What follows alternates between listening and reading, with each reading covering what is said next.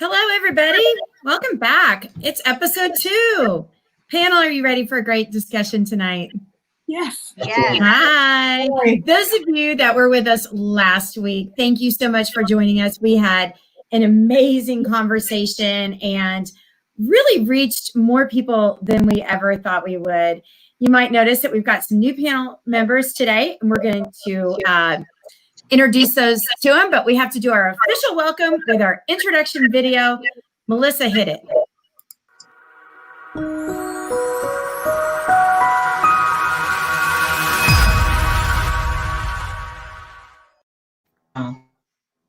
Wow, I love that video. That's why we had to pause for it. It's great. So one of the things we wanted to do was start with the testimonials from last week. And because we were just really excited about them. Amanda, are you going to read them? I sure am. Yeah. Actually, just to give you guys an idea of the reach, we had 5,600 viewers. We reached over 10,000. So yay. That's amazing. And the feedback, comments, crazy comments. So good stuff. But a couple of by the way, you guys can share this post right now. You can share the live feed right now and help to spread the word to all of your friends and followers. Sorry to interrupt, Amanda, but I just get excited about those numbers. Guys, grab your phones and share. You guys have been amazing. Like the shares, we had like over 50 something shares, I think, during the broadcast. And so we're just forever grateful for what you guys are doing to keep this message going. And I even saw like people invite their whole teams. A couple of people said we're going to watch it with my family for dinner. So this means the world to us. So yeah, grab your phones and share right now. And we're going to introduce our guests. So tonight, you see our panel looks a little different. Amanda's going to read some of our great testimonials from last week first. Okay, testimonials. Go ahead. I got to hear them. And if I start talking, and remind me that my mic's mute, because I keep muting every time I'm not talking. But okay. We had a couple of people write us and tell us how amazing the show was. Wow, this event was amazing. Just look at how many people remain engaged the entire show. How important this is for all of us. I will definitely be back. And then somebody else said, what you guys are doing is so important. This is a conversation that needs to happen, especially in our industry. Somebody else wrote, what a panel. This is open, honest, and raw. Thank you for putting this together. We shared the content with our teams at our property management company, which allowed for good conversations to be had. People are taking notes. So that's so exciting. Awesome. The whole purpose. And we want to add a new segment to our show called Good News. Has nothing to do with my last name. It's just really good stuff happening. And we got to celebrate change. So what we're going to do now is go through some of the good news that we have picked up in the past week since our last broadcast, both on a national scale and also within the apartment industry. So Melissa's going to kick off with some good news from a national perspective. So my favorite, I think, in terms of national news, good news, you know, I'm from the South, and to see NASCAR step up the way they did and take down that Confederate flag. Can I get some hearts for that, y'all? I mean, there were some mad people in NASCAR, but then there was some that said, hey, it's about time. And I gotta tell you, like, I grew up literally like less than 3 miles from the Atlanta Motor Speedway. And so race weekend was a big thing. But I mean, so which means though, that a part of that race crowd meant seeing that flag like all over my town. But just that means more that we're welcome and they're more inclusive now. And it's going to be interesting to see the landscape of the viewers and the audience and the crowd change now that this has happened. So that's my favorite. Totally. I'm a big Bubba Wallace fan now, and I'm going to get to a race now. Yeah. I liked Bubba Wallace before, but now I really, really like him. Yeah, absolutely. Yeah. What do you have, Amanda? Yeah, actually from our industry, so there's a couple of things. Nationally, so many, and we have lists. And the great thing is that list is changing every day. More and more is happening. We're seeing cities overturn policies, change policies, open up. We've seen a ton. just since May 25th. And I sent the list to Kate today, and she was like, this isn't a complete list. And I'm like, it's never going to be a complete list for us, right? We're going to change that list every single day. But one of my favorite companies, my daughter works there, TI Communities based in Dallas, Texas. They've made Juneteenth a paid holiday for their employees. As well, Bobby Turner, their CEO, committed to match up to $25,000 of all of their employees' donations to social justice organizations. So go TI and go Bobby. Awesome. Whoever Bobby is. I need to meet Bobby. Also, Alex Jacque from Hayes Gibson and Millhouse, both right here in Indiana, along with Zillow, have also made Juneteenth a paid holiday for their employees. And they're encouraging them to take that time to educate, get involved, anything. And so I had one of the employees from Hayes Gibson reach out to me today and say, you don't know what this means to me, because now I get to spend this day with my children and educate all of us. Wow. Because up until, I hate to say this, but I'm sure it's not a surprise, up until this year, I am married to an African-American man and I have children of color, and I had no idea what Juneteenth is. So I'm embarrassed a little bit, but now I'm going to educate myself. And I am also taking tomorrow off to be with my son. So I'm really excited about that. What's the proper greeting for Juneteenth? Do you say Happy Juneteenth, Merry Juneteenth? Good question. I don't know. Mazel Juneteenth. I don't know. Oh, like I got a shirt. I'm ready to go. Lawrence is looking like real. I don't know. I think everyone's going to be figuring this out tomorrow. I mean, there are those who, especially people, friends I know from Texas, that it's more prevalent for them to celebrate. They had more traditions in place. And I like the idea. The comments are great. Like, I'm seeing people coming up with their own traditions. I don't know. Tomorrow it's Happy Juneteenth all day long. I'm starting at midnight, so I don't know. Okay. All right. Let's just say it right. Yeah. Kate, I think you had some some companies that were doing some things too. Yes, very excited. Very excited. The first company I want to talk about is Horizon Realty Advisors. My friend Anthony Smith works there, and he tuned into our broadcast last week because the next day he was asked to, and he knew this was coming up, but he loved our conversation because it helped get him in the zone for a company-wide discussion that he was asked to lead on racial sensitivity in their workplace. And he reported back and said it was a fantastic meeting. It exceeded all expectations. And as a result of this week's meeting, they've set up committees to dig into some different issues, charity work that their company is doing, education within the company, salaries. They want to make sure that they're paying fairly within the company and throughout the industry, a comparative perspective, and then also a communication committee so that they're able to talk about sensitive issues. And they've also added Juneteenth as a holiday. It will be a paid day off. And so that's exciting. And along those lines, I want to talk about BG Multifamily. They reached out to me when I said, who's making changes? And they too have put together a task force to look deeper into their policies, their procedures, to make sure that they're eliminating any racial bias, they're creating opportunities, they're mentoring, and they want to make sure that they've created a workplace where everybody feels valued. And they too will be celebrating Juneteenth, and they've asked all their team members, they've encouraged them to use the day as a time of reflection and to remove themselves from the news and social media for a day. Wow. And I think that is really powerful because I had to take some breaks this past week. There's just so much. I want to fix everything and I can't fix it. And you can get really overwhelmed and my anxiety builds up. And you know what happens when my anxiety builds up? Mm-hmm. Yeah, right. So I thought that was really good leadership on the part of BG Multifamily to just say, take the day and give it to yourself and look within and say, what can I do? What matters to me and what can I do? So we want to invite you all to brag about your companies too. Tell us what your companies are doing for change. And next week, we'd love to talk about good news. And we hope that more companies within our industry have some good news that we can share.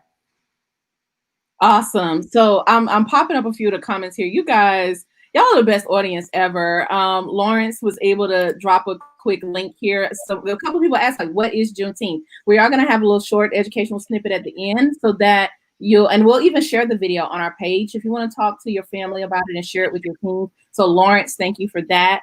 And then, yeah, Deidre, you're right. It's the actual day when slaves were freed. So like, slaves in Texas were the last ones to be freed. They didn't get the news. Right. It's essentially what happened. And so that's a really important piece of our history because we celebrate Independence Day, but truth be told, there were slaves in this country who were not free on that day because they didn't know. So that's important. Yeah. Hang with us. We're going to show a great video. It's going to explain it, and it's so helpful. I think everybody will enjoy watching it. Absolutely. You guys are great. So are we ready to introduce our guests? Because they're here. All right. So this week, this panel, I'm exceptionally excited about because I know what they have in store for us as not only professionals, we're going to share the conversation about overcoming bias and really defining it, first of all. I mean, there's so many different types of biases, from implicit bias to unconscious bias, racial bias. And so as everyone's tackling this issue with their companies, it's really important to understand the terminology so that we're using it effectively and just to really have an open conversation. As usual, myself, Amanda, and Kate are facilitators. We're not the experts, so we brought on an expert. And so I'm actually going to introduce our expert panelist tonight, Lawrence Henderson, who is a dear friend and a leader in the HR space. He's a national speaker. He's the founder of Boss LLC, and he is a TEDx speaker.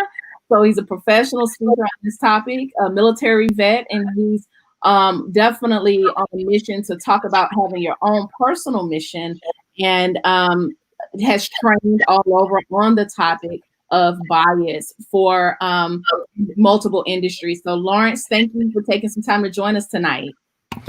I'm ready to get it in. Let's go. He's ready. He's so passionate about this. He didn't hesitate. He's like, I'm there. What do you want? What do you want to talk about? So thank you for your time.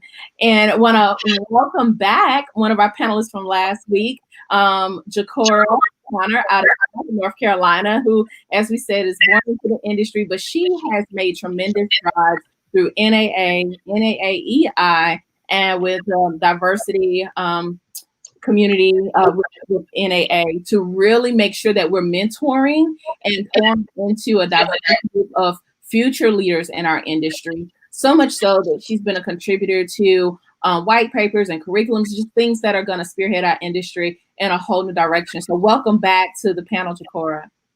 Thank you for having me. Absolutely. Last but not least, another dear friend of mine, Ryan Hemphill. Ryan, again, is of the multifamily industry and a huge advocate for suppliers and affiliates in our industry. He is the director of sales and major accounts. I hope I got that right. Of a multifamily utility company. And we've had several just passionate conversations about how do we drive for our industry in terms of supplier and vendor relationships with owner managers, but then just seeing more diversity. And so for us, this has been like a long time conversation, just like waiting to happen. So thank you for joining us tonight and being part of this open dialogue. Thank you all for having me. I'm very excited to be here. Thank you all. Absolutely. So Kate, I think we lost her.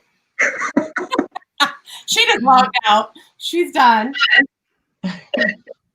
So let's go ahead and talk. Lawrence, I think that you would be really good at this. If you can help us out, I know there's a huge difference between, she's back. Racism, prejudice, or prejudice and bias. Can you help us out? Yes. So the first two are explicit. Bias in most cases is explicit or implicit. So you say when you think about unconscious bias or bias in and of itself is a positive or negative mental attitude towards person, place, thing, group that is held at an unconscious level. So it's almost that notion of somebody sleepwalking, not remembering that they did it. That's the unconscious bias part of it. Again, racism, narcissism, all the rest of that, that's explicit. Like you can call that out, right? If you know a racist when you see a racist or when you hear a racist rant, that's the explicit side of it, right? Fire hoses on groups of people, all the rest, that's explicit stuff. But what's really happening in conversation, covert versus overt racism and the, that's not my fight, covert kind of stuff. That's the unconscious stuff. You're not being conscious of what's coming out of your mouth that could actually trigger somebody. And it's coming from, again, not so bad place, but you're not conscious of it at the time. And do you feel everyone has I identified this week, like many things. White people can't dance. Well, that's more factual, but no, I'm just kidding. But like things like that, people will say Asians are good at mathematics. That's something that we, for whatever reason, have that ingrained in us, but we don't think that could come across as a biased remark. So let's get this out the way early for everybody. Everybody has a bias. Everybody has, if you've grown and lived any type of life, you've got some things that are unconscious to you. They're blind spots. And then until somebody calls something out, you are operating based on life and experiences that you've lived up to this point. So it could be religion, right? I grew up in a very Pentecostal household where it was hellfire, damnation, and a little bit of salvation on the end, sprinkled on top. But growing up like that, you had some people who ran away from the faith because they were like, if that's the Jesus that I got to live up to, I'm done. I'm through. But coming through that, you can live a lifestyle until somebody shows you different or explains it in a different way. So we definitely can live and breathe every day of our lives in different ways. And we have these biases until somebody calls them out. And I think what you mentioned as that stigma of Asians are engineers or doctors, Black people are blue collar or different things like that. And you grow up with that until somebody changes this reality for you. And again, that's where I believe this space comes from, is that we get more curious than confrontational in the way that we communicate and not believe in that somebody is calling us wrong in the way that we think, and us not being judgy when assuming people know any different.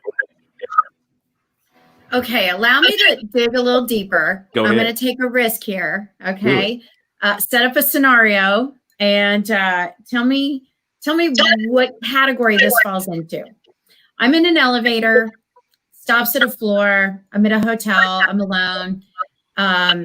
Couple gentlemen get on, dressed in hoodies. I'm a little afraid of them. Is that racist? Is that an unconscious bias? Does that just make me an asshole? What am I? The last two. No.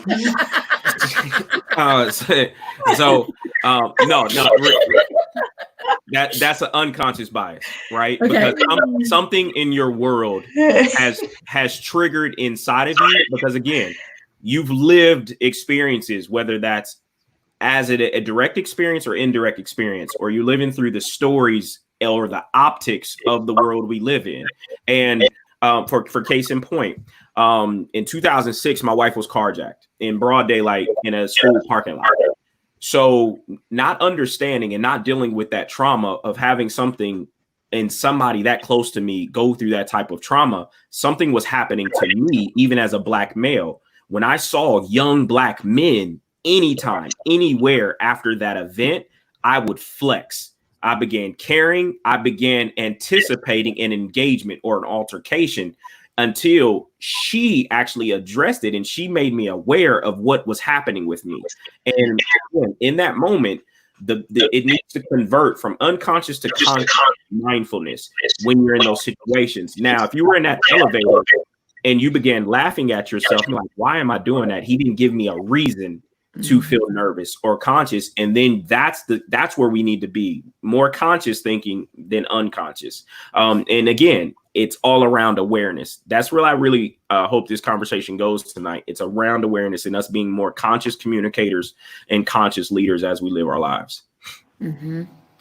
Mm-hmm. I'd love to hear from Ryan and Chiccorra. Have you what are some of the things that you hear that you would classify as unconscious bias? What have you experienced in your life? Well, I believe that unconscious bias are, it's people being moved by a group. They're just following the crowd and they are not aware. They're just unaware. So there's so many times that happens. So many opinions are formed based on that. And just to add to that, I believe the unconscious bias a lot of times operates out of the true definition of ignorance, which is just a true lack of knowledge and a lack of understanding. That plays a great part. Not understanding another culture, another race, or so on can play a significant part in that as well. Yeah. We were preparing for this discussion earlier this week, and it's when the news broke that Quaker was going to take Aunt Jemima off the market. And then we started thinking about all the brands like Mrs. Butterworth and Uncle Ben's and Land O'Lakes. And I started thinking, well, I love all that food. And I didn't see what you might have saw when you looked at the packaging. I just saw Sunday morning pancakes with my family. I just saw, fried chicken fried fish that my grandmother used to make when she took Aunt Jemima mix and poured beer in it and then battered the chicken or the fish. I just saw that. And I felt kind of naive that there were unconscious bias that you were feeling from it and that we didn't recognize. Like me, white girl, I didn't recognize it.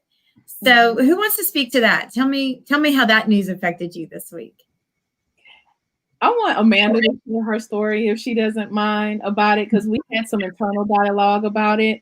And here's the thing, like bias isn't a black or white thing. Like you could just I love Ryan's definition. Like it's just ignorance. You don't know the story about it. So you don't really have a frame of reference. So Amanda, you want to tell your story if you don't mind about that? About Aunt Jemima? Yeah.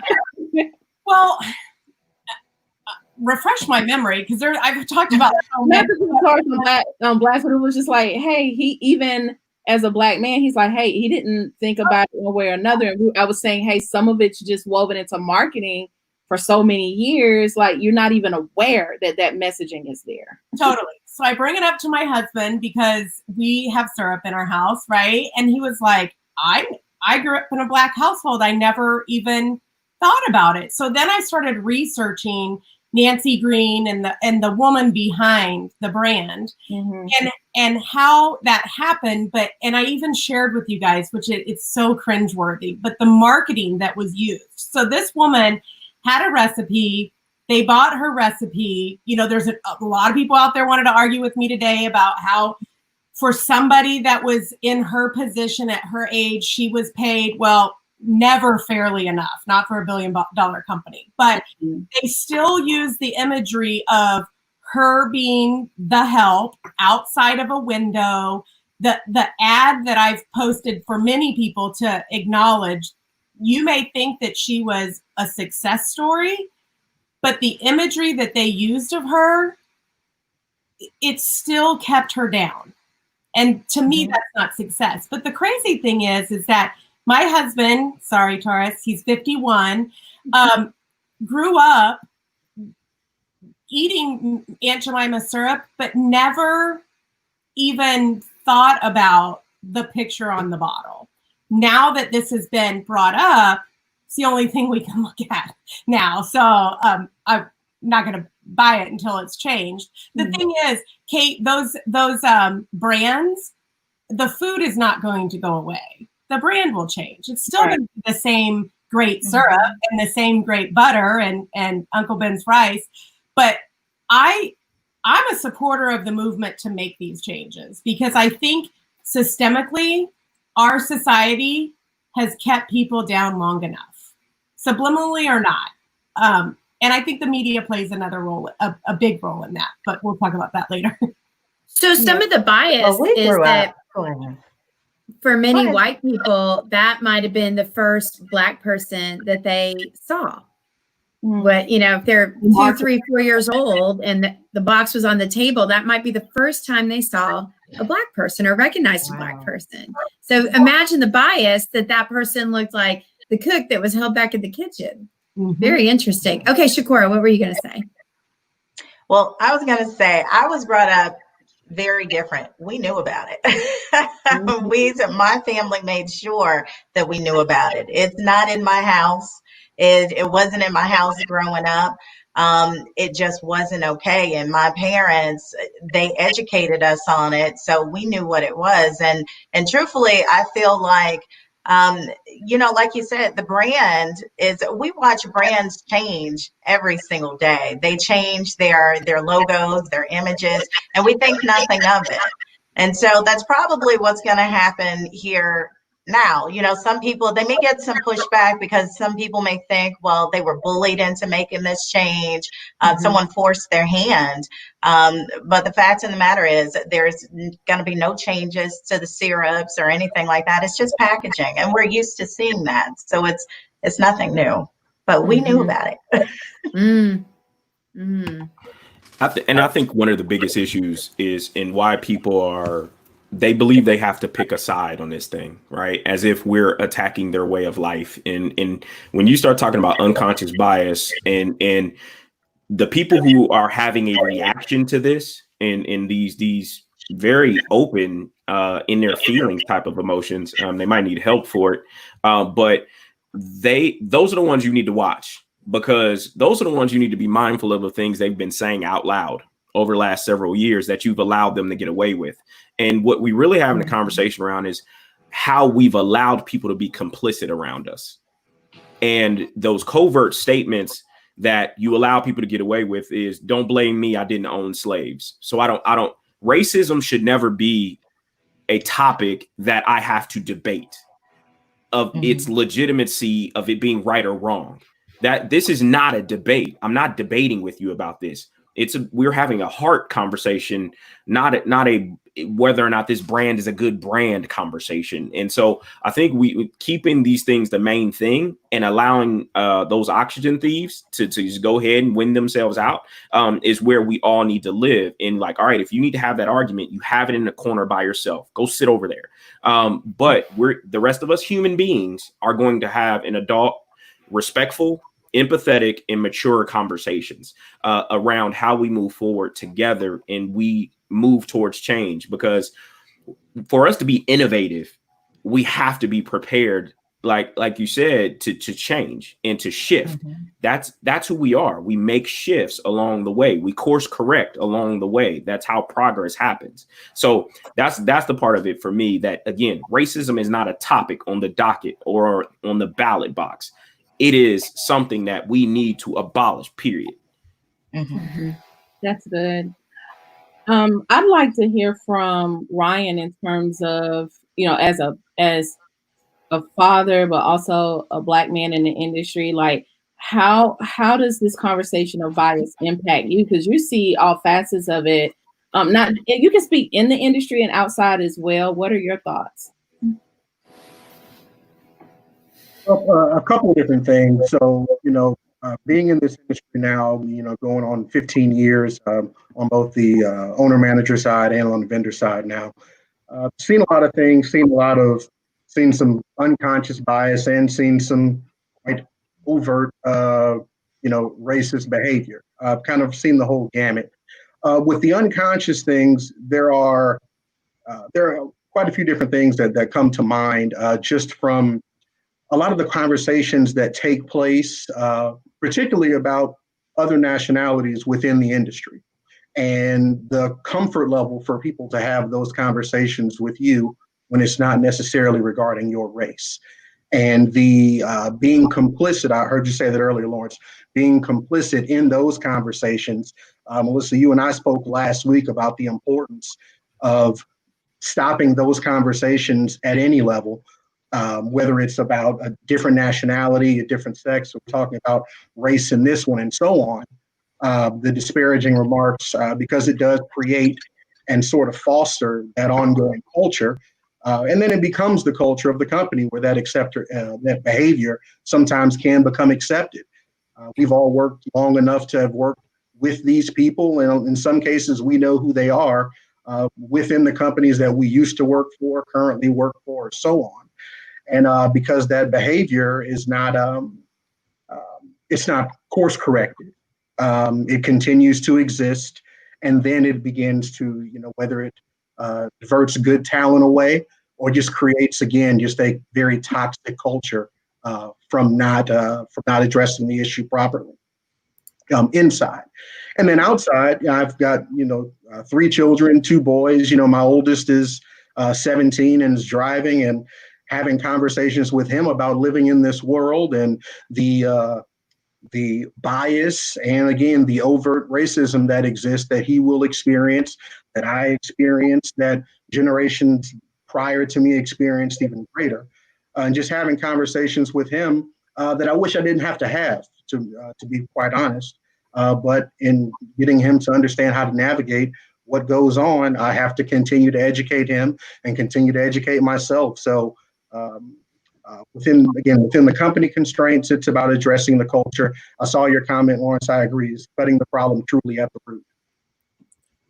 So, Kate, if it's okay with you, I have a comment from Jamal that's a really good point here. Oftentimes, folks are scared to speak up for fear of the response, which was like my first reaction is people are afraid of retaliation. I love the notion that we could be good advocates and humans to say, hey, you know what? That really made me uncomfortable, even if it maybe not publicly, but to have a conversation with the person, like let it in with you so that the person doesn't continue it. But any advice from anyone on how you handle that in a way that doesn't incite retaliation or potential workplace bullying? Mm-hmm. That's interesting that you say that, Melissa. I have a guy that I've worked with for years, and he has moved his way up the ladder at a company here in the Midwest, and he is a broker now for this multifamily company.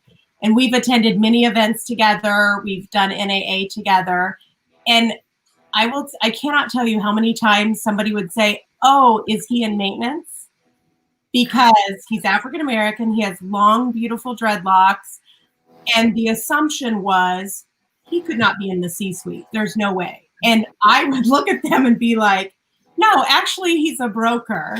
And would try to give that look, because I have a look, like, why would you think he was in maintenance, without coming out and sounding so incredibly rude? But it bothered me. It bothered me that people made that assumption, but it bothered me for him because I knew that he had worked so hard to become a broker, and everyone was assuming he was in maintenance. Wow. Since you brought that up, I want to, there's something specifically I asked Chiccorra to share tonight when it comes to recruiting and putting people in positions so that you don't have that bias in place. Chiccorra, can you share a little bit about what we discussed even, at Diversity and Inclusion Program in DC for NAAEI, and we talked about names and resumes. You want to share that a little bit? Sure, absolutely. So when companies contact you and they're looking for someone, they contact a recruiting company, we notice that there's a lot of bias there. They see the names on the paper and they say, no, we don't want that person. We've had people who have outright said, I want this race. I want this age range, things of that nature. And that's just not okay. So what we have done as a company, and I hope that so many other companies select to do that, is we've removed the name. We've removed all of the information. So they have no idea who they're talking to, who they're looking at. And we've seen great results from this, because before, and you know what, we tested this out. We sent resumes to people that had names on them, and it was an instant no. And so then we sent the resumes again in another batch, but we removed that name. We removed that information, and it was an immediate yes. And they requested the interview with these candidates. Now, one thing that we've also done, just to go a little bit deeper, is we don't have the in-person interview. We'll have it over the phone. So there again, they're not able to see the person. So they get on the phone. We say, look, don't say names, the properties, don't give the property that they're at. So they don't know who they're talking to. It's just general conversation. Now, if they pick up on the tone of the voice, then that's an assumption. But we've had such success. So many people are saying, you know what, I love this. This is great. It's working, because they would have never, ever given these people an opportunity. And so I hope that other people select to do that, but we've got to come up with creative ways just so that we can erase this bias, so that we can get further in this industry. And it also, I got to tell you, it made people to look and say, wow, I did that, because they didn't even know. And that's that unconscious bias that we're talking about. But, you know, I pointed it out to him. I said, well, you know, this was one that you weren't interested in. Why is that? You know, and they kind of went around the bush with it. But then I said, well, look, now you got them over here, you're loving them. And they're like, oh my gosh. Wow. You know, so it made them to realize and take a look in the mirror at themselves. So we've got to be creative within the industry and all industries to figure out what we're going to do to stop this. So we have an interesting perspective here on a video that we'd like to share on bias. Or Kate, would you like to share Jared's video and his comment? Yeah. I just want to say that I know Jared. He's a friend of mine. I'm very good friends with his parents. And I was zooming around Facebook, and this video made me stop in my tracks. And then I had to grab some Kleenex. So I'm queuing it up for you here now. Right.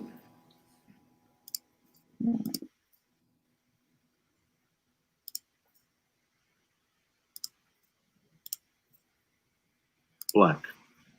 Before I tell you I'll be a future physician, before I tell you I went to a private four-year university, before I tell you I was a Division I collegiate athlete, before I tell you I have 2 siblings, before I tell you my goal is to inspire other young Black children who come to a hospital, before I tell you my credit score went up this year, before I tell you I want to learn how to invest properly, before I tell you my name, Jared Buchanan. Before I tell you all of this, you see Black.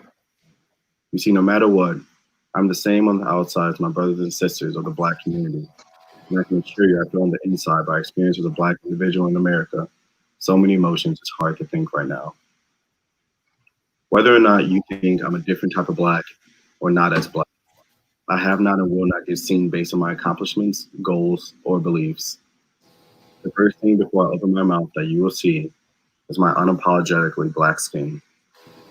I've heard it all, from you talk white to I'm blacker than you to you only date white women so you have no say, as if that changes my experience as a Black male. I refuse to accept this rhetoric from here on. I have never deserved to get degraded for bettering myself or feeling inferior to someone who is in the same position as myself.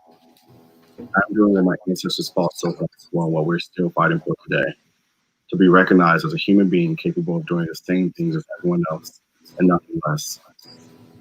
This feeling I have is very uneasy. It's nothing I want, but I've had no choice but to suppress these thoughts that run through my mind every day and continue to be brave in this world.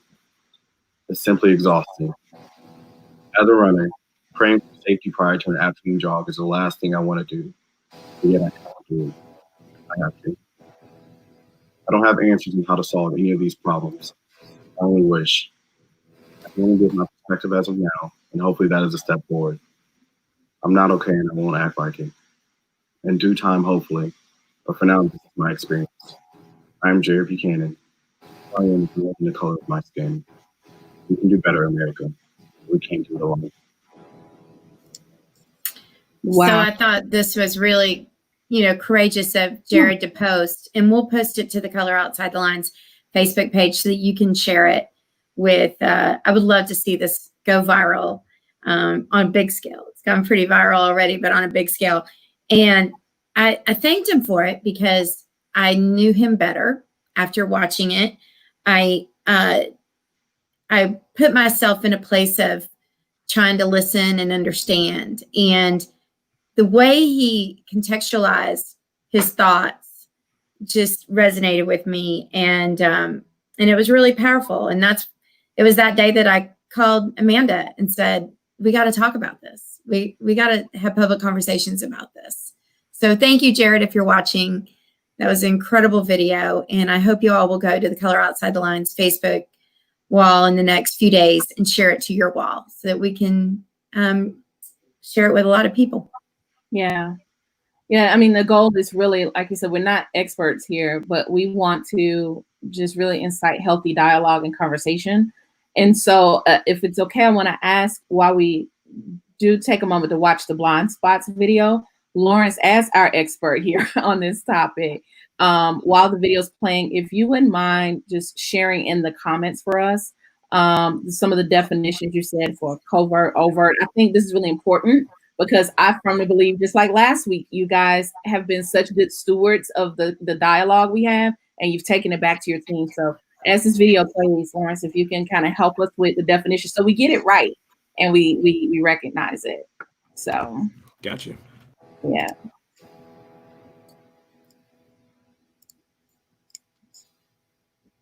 Her as a candidate. Just don't trust. She's a woman. She's a woman. This is a man's She's job. clearly not educated. Does she even speak English? That's not me.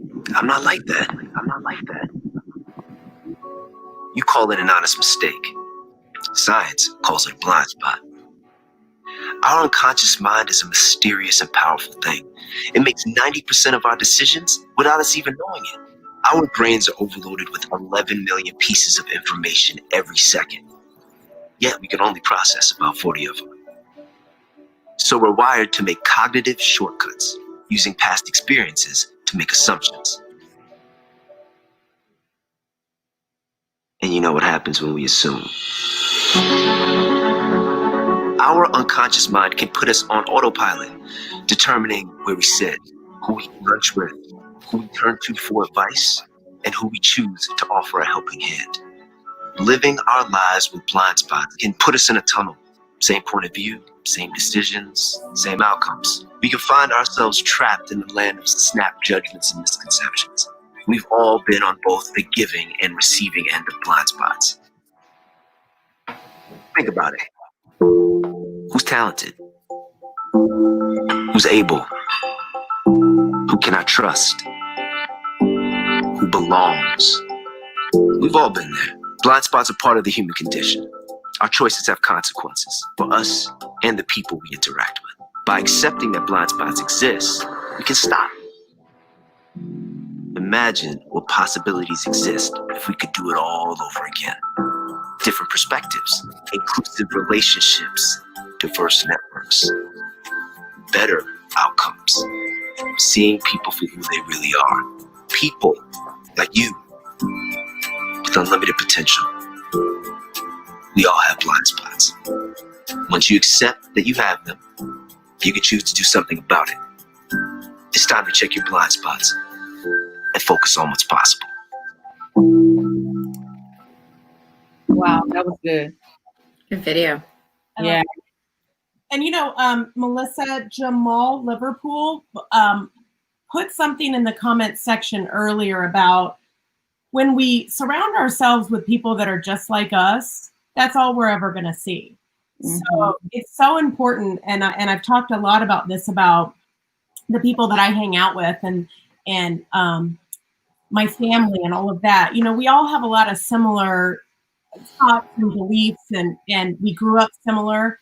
But when you really invest time in learning about other people's stories, and we just did it a little bit last week when we talked about our grandparents, and I found stuff out about Chiccorra and Brian that I would have never known.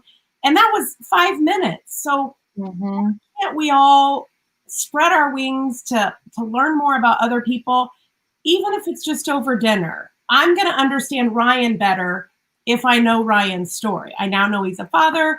I know where he grew up. That's just the beginning. When you start to really find out more about people, I feel like you can educate yourself more than anything else.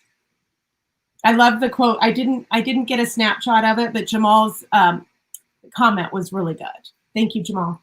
Absolutely. Lots of great comments and questions that came through. Kate, if you want to take those or hand them over to our panel here. We had Francina said, how do we know what our blind spots are? And that's such a courageous question. Thank you for asking that. the fact that you're even willing speaks volumes. And I think a lot of, if you're listening and you're watching tonight, it's because you're willing. So anyone want to contribute to how we start to identify the blind spots? Yeah, ask people and really give permission for people to tell you the truth. I think we have to start in a place where we're ready to hear the feedback, or we'll continue to live in our world of confirmation bias, where we're only seeking to know things that we already know that keep us comfortable. So if you're really in that place and you want to go down that road, don't ask the people that you normally ask, but ask those people that you're kind of scared to get their unadulterated truth, and really put yourself out there. I think you start there, because again, and you go in with the mindset of seek to understand, and being more curious than confrontational. And again, understanding if people know you, if they've experienced you in a certain way, depending on your level in an organization, they may hedge. So you may have to repeat several times, like, no, I really want the truth. No, I really want the truth. Because again, understanding, like you already said, Amanda, like people, everybody on here right now is what I would call an early adopter. If you're looking at a bell curve, everybody's on that front part. Everybody's all in on trying to get better at this. But then there's that group, that huge group in the middle, and they're on the fence, which way they're going to swing. And you have the back end of that 10%. They're the ones that are won'ts. Their world is safe, their world is protected, and they want to stay that way. They're insulated, they're comfortable. But these are the early adopters, and so we have to model what right looks like. And so I would say first place to start, ask and sit and listen. Be prepared to listen. I agree with Lawrence, and I feel like you just really have to take a look at yourself in the mirror. You know, ask these questions. I'm so huge on asking questions. If someone says something, if something happens, I go back and I ask questions, and then I sit down and figure out, well, what could I have done differently? What was my fault in this? What did I do? And what can I do better next time? We have to do that. And we just really have to take an honest look in the mirror. And like Lauren says, we have to ask those questions, because we don't know unless we ask those questions. You can't just solely rely on yourself to say, well, you know, I didn't do that. I'm not that way. That's not the person I am. So I'm big on self-talk, and because I got to repeat things to myself a lot before it sinks in. Mm-hmm. So I set myself up with some self-talk, and whether I'm getting ready to, present that day as a speaker, or I'm in the field in my job as an apartment developer, whatever it is, I have some self-talk that helps me, build myself up for whatever I'm doing that day.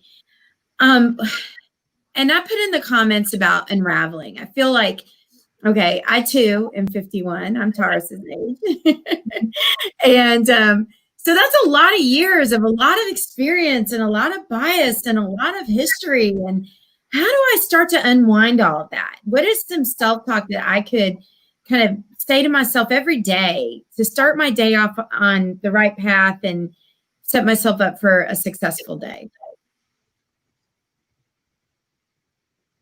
Don't do it. Is that? I'll jump in on that one. I think a part of that is being aware that everyone's world is very different from yours and from all of ours. My experiences are not the same as Amanda's or Melissa's, Chiccorra's, Lawrence, or Kate from yours. And so understanding first that our experiences are not going to be the same, and it takes a certain level of understanding to acknowledge that first. One of the things that was really instilled in me from my parents at a very early age was engaging with people, having conversation, learning as much as I possibly can, and working tirelessly to avoid prejudging, and then just to get to know the individual. I think, this whole conversation has been about that unconscious bias and sort of relegating what we have either been programmed or seen or our experiences and shape those. and to allow ourselves to forgive ourselves a little bit for the things that have been indoctrinated that we didn't quite understand why, and understanding that the world is different, the world is evolving and changing, and we have a responsibility to be a part of that and to kind of operate each day accordingly. Mm-hmm. That's good advice. One of the things that stood out to me, and Melissa and Kate and I had some pretty candid conversation this week that I was like, oh my God, are we going to have a show? I was wondering if we were going to go there. We can go there. Okay. But one of the things that Melissa said to me, which I thought was so poignant, was you have to be able to accept correction. Mm-hmm. So if I'm saying my piece and Melissa's saying her piece, and Melissa's piece is, Amanda, you got that wrong, I have to be able to listen and say, I do have it wrong. I don't know everything. And that really stood out to me, Melissa. I don't know if you know that, but the other day I was like, I should have been a lawyer because I love to argue, right? I put down on a high school classmate this week about the Confederate flag.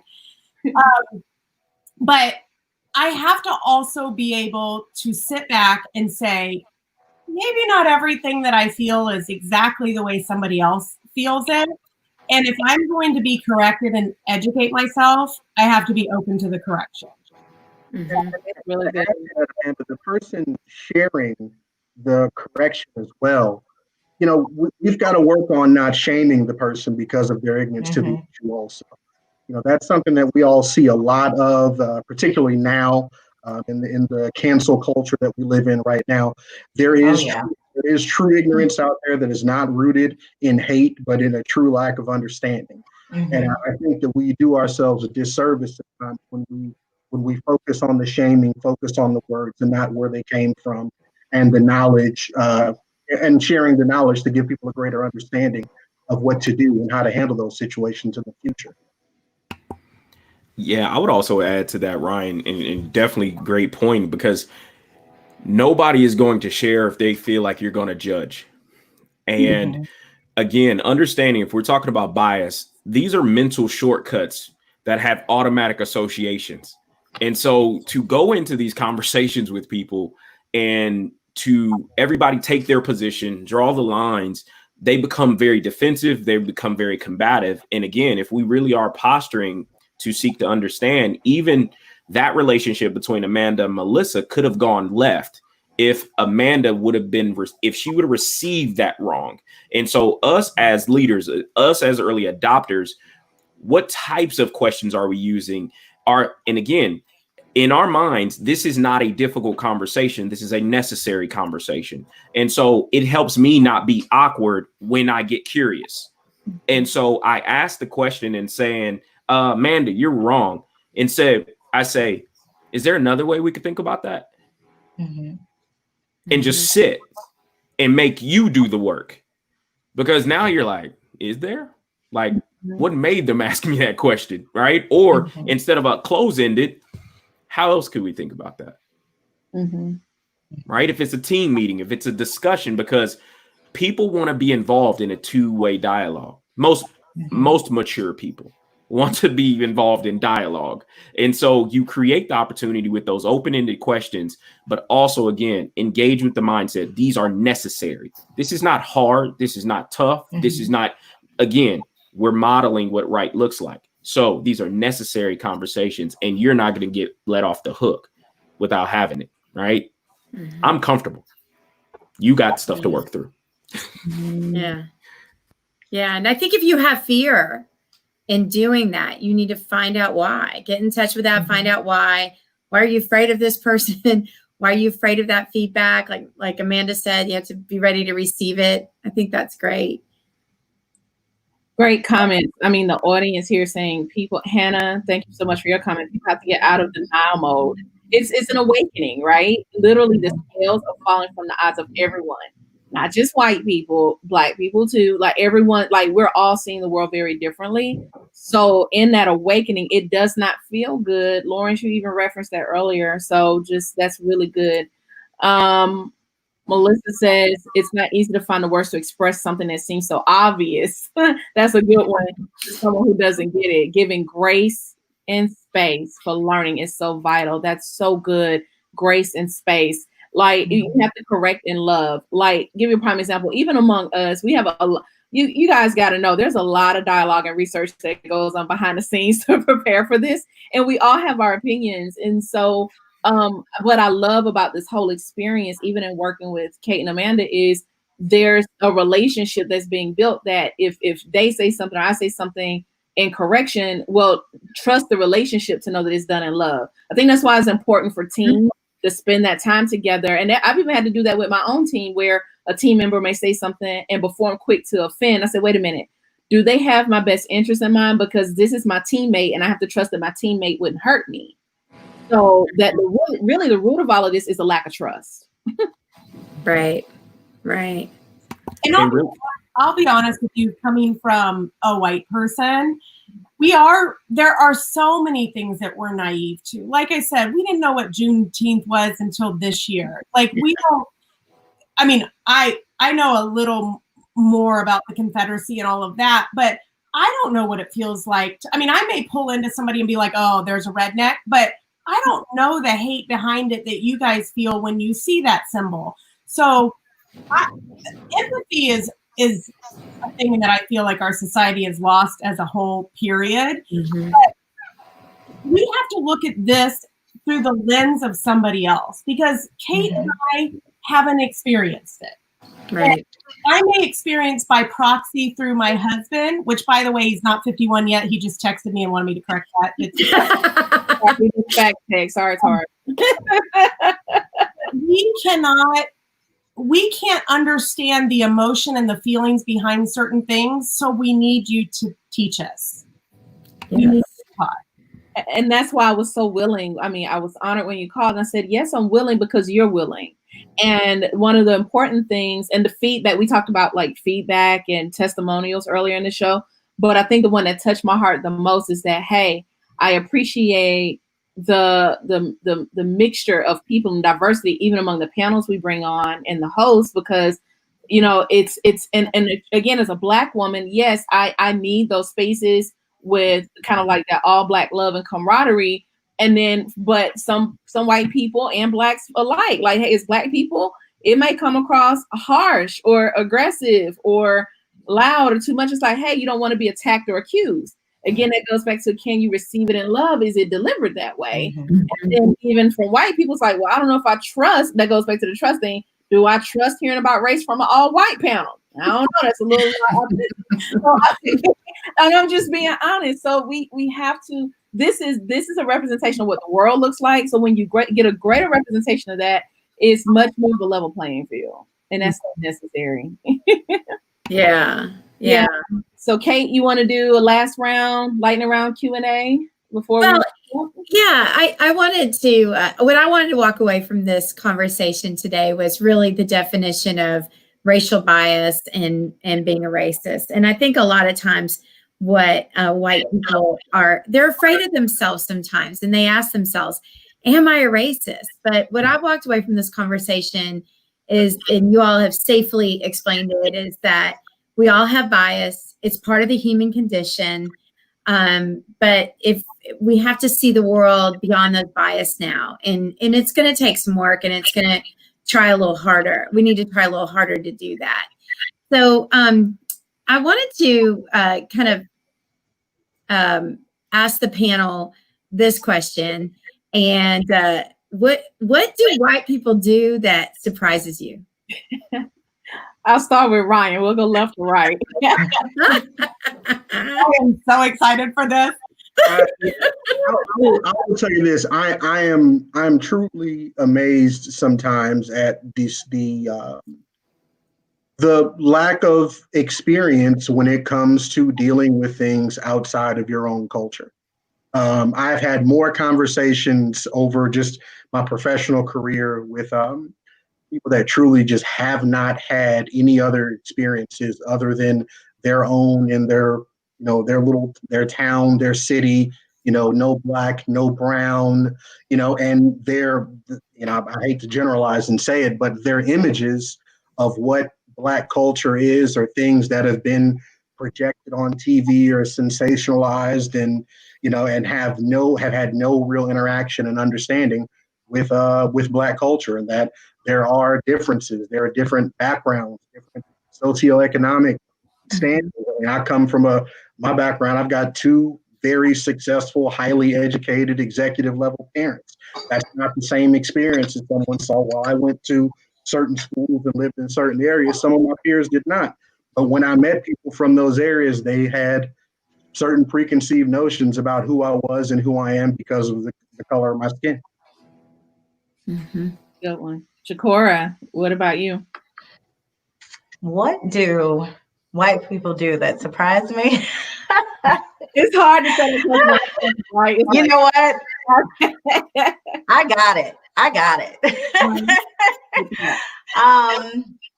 I'm gonna be honest with you. There's not a lot that surprises me, but I can say the thing that surprises me the most is that most white people, when I interact with them and we do business or whatever, they think that my husband is Caucasian. That's probably the thing that surprises me most. And it's I guess it's the person that I am, how I handle things, and they just assume. And I'm not just saying this on my own opinion, because I've asked.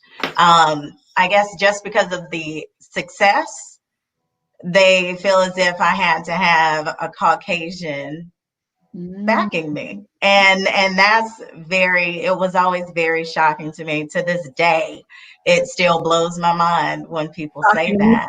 Yeah. But I can tell you another thing is that I'm big on education. I feel that in order to overcome this, in order for us to get this thing right, we have to go back and educate ourselves. We need to educate ourselves on this country. We need to educate ourselves on the history of America. And once that happens, and we're not all dealing in emotions and we're dealing in actual fact, then we'll be able to make a change and things will be different. So that's one thing that does surprise me. Even, believe it or not, even though I rave, I'm on and on, educate yourself. When people actually go back and they read the Constitution and they get the information and they bring it back to me, that's always a shocker. It's like, I love it. I love that challenge to educate yourself. That's really good. Y'all, I'm going to come to Lawrence, but I got these comments are killing me, y'all. I know, I read them too. Avis said, when they don't know we had a life prior to slavery, meaning what for the diaspora, and that we were kings and queens, and like how rich the nation and economy was in Africa, and like knowing who Black people really were and where we came from, because we learned so much European history. So Avis, that was a good one. Antoinette had me cracking up. I was trying to keep a straight face, so Chiccorra didn't think I was laughing at her. But when she said they think Black women are like those depicted in reality shows, and like I've traveled all over the country, and first thing people say is, well, do you know the housewives? And I'm like, no, I don't hang out with celebrities. Oh, goodness.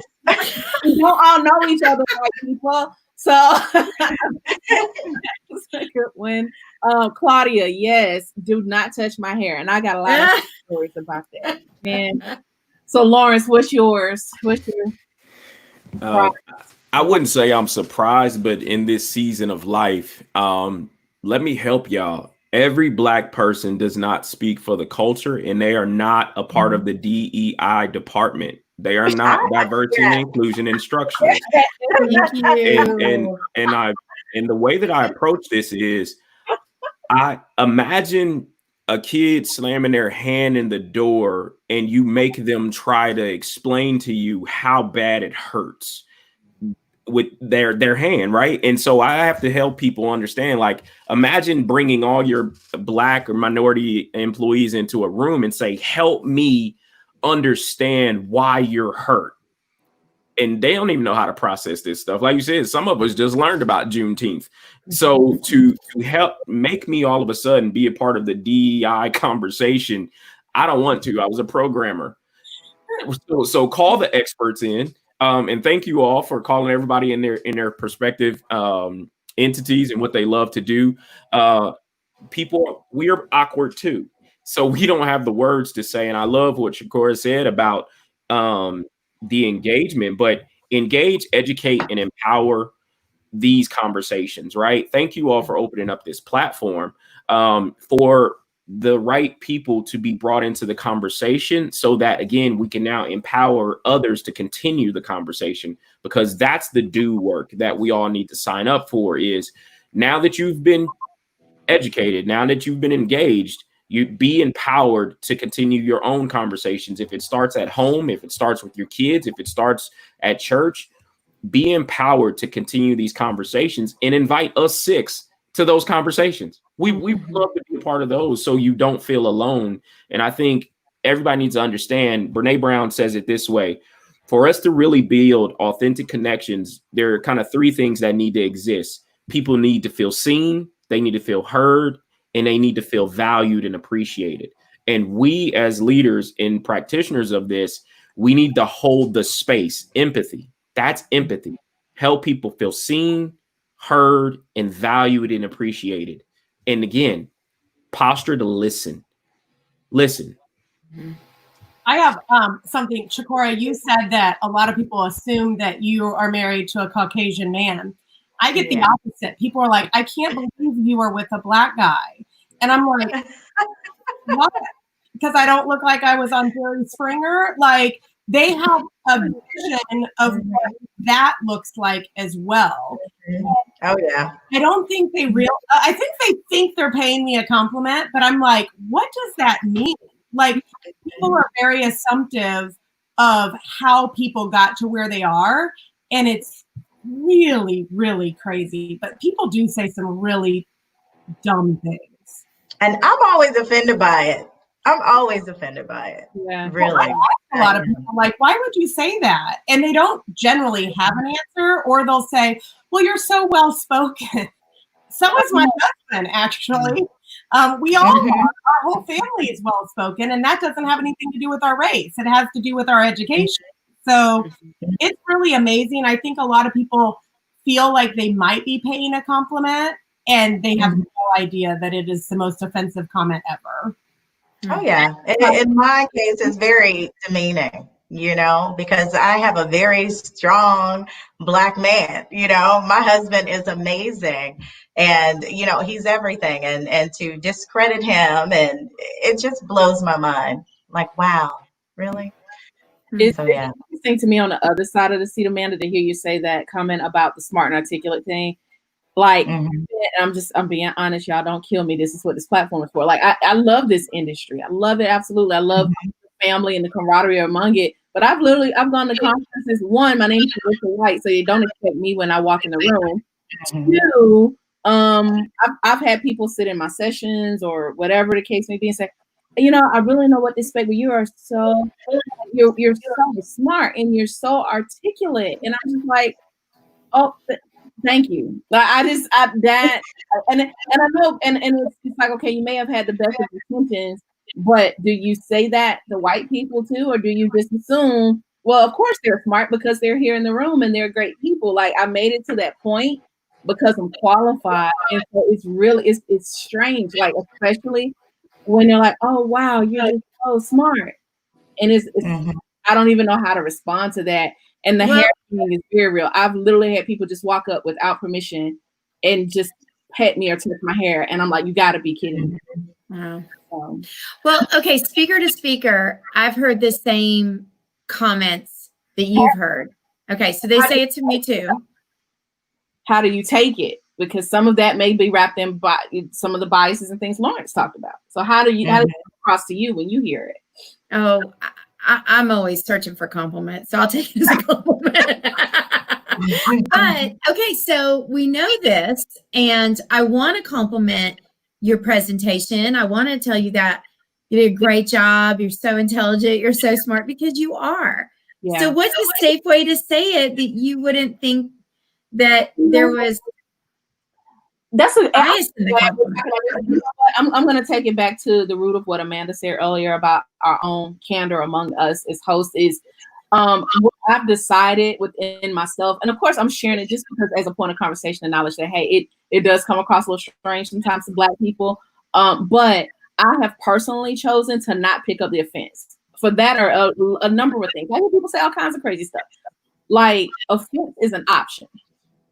And it just is.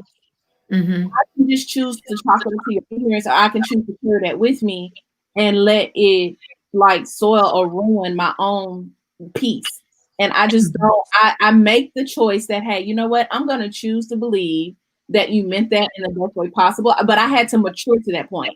And that was the other part of kind of like the off-camera conversation I had with Amanda is it took intentional self-awareness and work to deal with my own biases, because one of the other conversations was all kinds of stuff that came up this week. And that may be another part, because guys, you know, we're going to keep coming back every week because this conversation just is too good to keep it to one or two episodes. But we had conversations about websites and companies, and if they're not Black enough and if they're too white. And, you know, I had my bias, we had our own thoughts and biases. We've unpacked a lot of stuff. And I think it's so important that before I judge you, I examine me. That's Melissa, I know we're limited on time, but can you tell the website story? Because this is an interesting. I was going to check with Kate. Kate, are you okay with that? I want to. Yeah. I'm okay. I'm here to be okay with everything. So bring it on. You know, and panelists, please chime in on this, because I feel like everybody's had this experience. So, and I did tell my team that I would probably disclose this. So the company where I am now, I work for a marketing agency that, not by design, our entire team is Black and African American. We put together a very great comprehensive like scoring system. We heavily recruited and marketed positions, and Lawrence can vouch for that because he actually consulted with us on somebody. So we were as fair as we could, and it just we're in Atlanta, and just inadvertently our talent pool and the selection process is what it was. So anyway, we did have the dialogue that we're an all Black team, and there was some, you know, split opinions among our team about, do we show our faces or not? Do we put up our pictures or not? And I know Chiccorra, because she's nodding her head like, like she has her own story as an owner about, hey, how's it going to impact me for me as a Black woman to have my face on things? But anyway, so, and I get it. As a company, that was it was a hard and hurt. The fact that we even had to consider this was hurtful. And we even knew among ourselves, like, okay, do white executives even, like, they probably never even think about this or have this conversation. Like, there are conversations that Black and brown people have that white people may not be aware of. And to Ryan's point, it's rooted in ignorance and not in a way. It's just you don't know because no one has told you and you haven't had that experience. Right. So I did tell, you know, Kate and Amanda, I said, guys, we have this situation in our team and we're working on a blog post about it and I want to bring it up. And Kate, I have to say, I appreciate the moment you and I had about it because you gave me your perspective. And I wanted to ask a white person, like, hey, do y'all look at websites and feel the same way that we do? Or is it just us? And it sparked into a thing, but I think, but that has been a big topic, not only in our industry, just period. I saw a lot of people, many here in our comments that are friends of the show, that said, hey, that's great. You put a Black square up for Blackout Tuesday, and that's great. You made a Black Lives Matter statement. But yeah, what about your diversity though? What about your exactly? I was even talking to, you know, the leader of our organization, Eric Woodson. He brought up a good point. He said if 13% of the population of the country is Black, then why can't 13% of your organization be represented as Black people? Like, I mean, to be conscious and intentional about adding that diversity. So it was, and I even, you know, and Kate had some feelings about what I said, and I listened with love, and I said, okay, let me hear you out. Let me push past what I feel and take on what I'm hearing you say. And what I admitted to her is, she said, so wait, if you choose to go to a company that's all white, do you feel like they're going to be racist? And I said, no. The fact that I push back, now there may be biases at play and maybe even my own prejudices about will they accept me? Are they not a diverse company? Did they intentionally do that? That may not be the case at all, but I will, as a Black woman, I will never know until I'm courageous enough to walk through the door and find out. Mm-hmm. And that's how we left it. So, yeah. Well, hopefully there'll be a lot of doors that we can walk through. What'd you say, Chiccorra? You want to speak? Okay. Yeah. Okay. So that's a big deal. Websites, that's a big deal because people see you, they see their image before they get to connect with you, before they build that relationship. And that's not always a great thing, okay, when you're Black. And I gotta say this. So we spoke about how we do the resumes and we take the names off. Well, I got that idea from me, from my past, from what I went through. So when I first started my company, I created this logo. She was amazing. She was so cute. She was a superhero girl, right? For the heroes. And she had a mask on and her face was shown. And I would lighten and darken that logo. Okay. I would lighten and darken her face to get through certain doors. And I'm telling you, it worked. And it worked in most situations when it was a much lighter face. Wow. And that's sad, but it's a true story and it's still happening today. And so that's why, I said, listen, let's put the blinders on. Let's take off the names. Let's make sure that these people there's no bias there. Let's take it out. Right.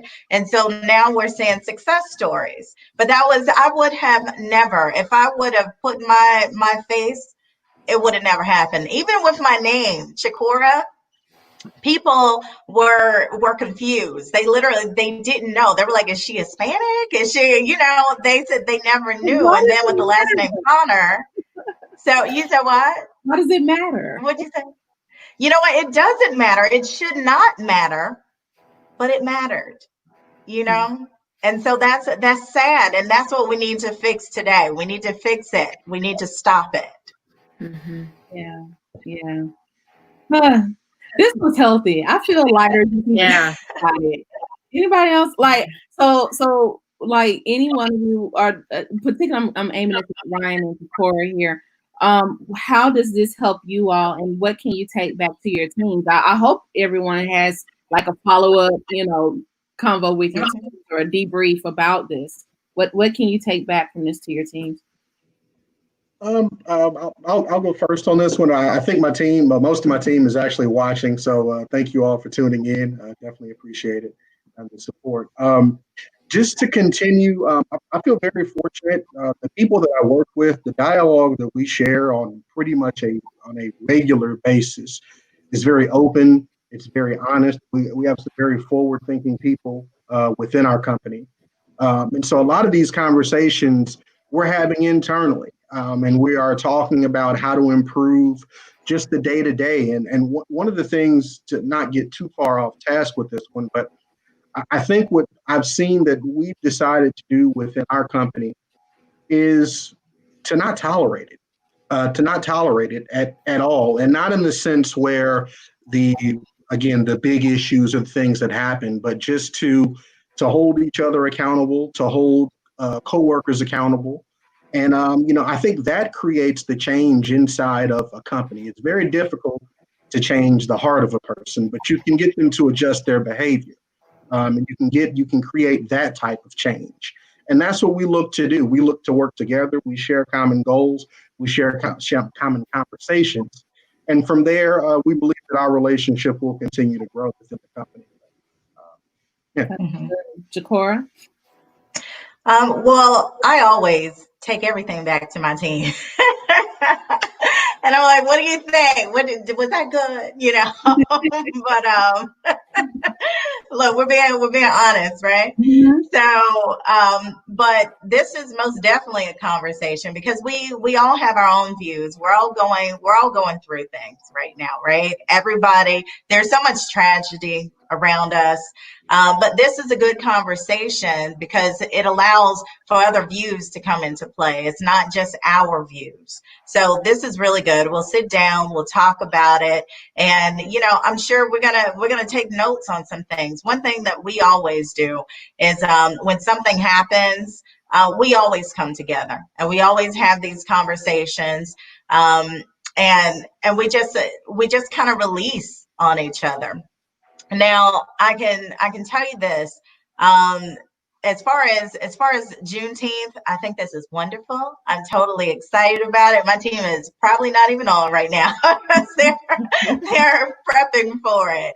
A lot of us already celebrated Juneteenth, so but I know that, you know, you guys are celebrating that, yay, we're officially doing Juneteenth, but I just want to put out there, and this may be like, oh my gosh, you can't believe it. We've never celebrated within my organization. There's Kwanzaa is not celebrated. All these other holidays are not celebrated. So until they're all celebrated, we don't do that within my organization. We don't, if you notice the things that go out, you know, when we send our clients information at Christmas time, we're not, because we're just not. I don't say Merry Christmas, we say Happy Holidays. Mm-hmm. You know, so that's something to be discussed too. How do you do that? How do you deal with that? Because everybody does not celebrate Christmas. Everybody doesn't celebrate Kwanzaa or whatnot. So this will be something to discuss for sure. Mm-hmm. This is healthy. This is so healthy, necessary. Lawrence, final thought? Yeah, I just keep having these conversations and bring people in, right? If you ever, I've been hearing a lot of, I don't know what to say, I don't know how to approach this. Then get a battle buddy, so we can all become conscious communicators, right? Get somebody to come into your organization and that you could partner with, that has no fear. And I would tell you, as a person who speaks on this a lot, I always question myself of how am I living out my values every day. And I had a post today where my values have they're an acronym: RISE, respect, integrity, service, and excellence. And I check in with myself and how I'm communicating. And if I'm devaluing myself, then I have to check and I have to course correct. And so I would ask us, are you doing and serving and living through your values? And you start there when you begin to have these conversations, and they won't let you down. Mm-hmm. Absolutely. Awesome. So Kate, you want to share a little video or facts about Juneteenth and end on that note? Yeah, tomorrow's Juneteenth, and I'll be honest, I did know about Juneteenth. I haven't known about it for a long time, but I did know the significance of the date and why it was always popping up in my calendar, in my Outlook calendar. But I needed to do a little bit more research to find out really the origins of it and complete the entire story. And Amanda found this video that we just thought tells the story, and you all might enjoy seeing it. And so tomorrow, when you're going about your day, you can think about the historical significance of the day. Calendar this month, a holiday on the 19th of June called Juneteenth. But what is Juneteenth? Fordham University professor Laurie Brooks has the story.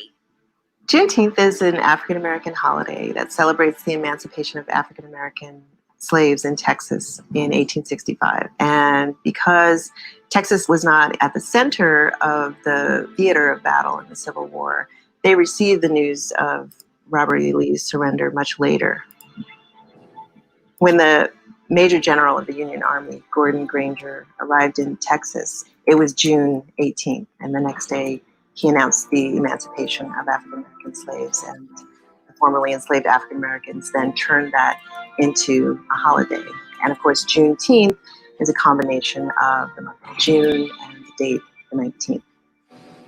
It's actually one of many emancipation celebrations that African Americans have had over the years. So one reason Juneteenth became a national celebration today is because of the Poor People's March in 1968. The Poor People's March was a sort of second arm of the civil rights movement. After Martin Luther King's assassination, Reverend Ralph Abernathy led the Poor People's Campaign and protest in Washington, D.C. And because it wasn't going too well, there was a lot of infighting and leadership conflict and conflict with the federal government. They needed to end the campaign on a high note. And so they decided to celebrate the 19th of June, Juneteenth, as a sort of commemorative celebration, and also as a way to sort of cap off the poor people's occupation of the mall in Washington. And then Juneteenth was sort of filtered through the rest of the country as those members who were involved in the Poor People's Campaign returned to their homes, and local cities began their own Juneteenth celebrations. Juneteenth today becomes an opportunity to remind Americans of the distinctive contributions that African Americans have made in culture, but also to remind African Americans of their own past that has been about striving for access, for opportunity, and to be represented in a dignified and humane way. Hopefully Juneteenth will be one of those holidays that Americans who are not African Americans can find a way to take part in a way that celebrates this history, this embrace of a common humanity that is so central to African American history. Be sure to watch Inside Edition. Be sure to watch Color Outside the Lines.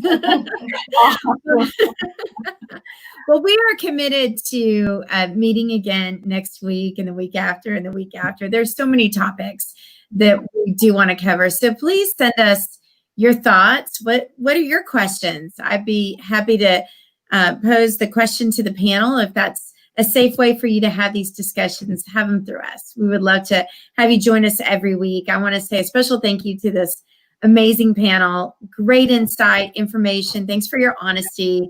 Thank you for sharing. Thank you to my co-hosts. You guys make this a lot of fun and worthwhile. And to everybody who joined us again this week, or if this was your first week watching, go back to last week and check out last week's episode. It was pretty good too. So with that, we'll see you guys next week, and enjoy Juneteenth. Happy Juneteenth. Bye, guys. Bye.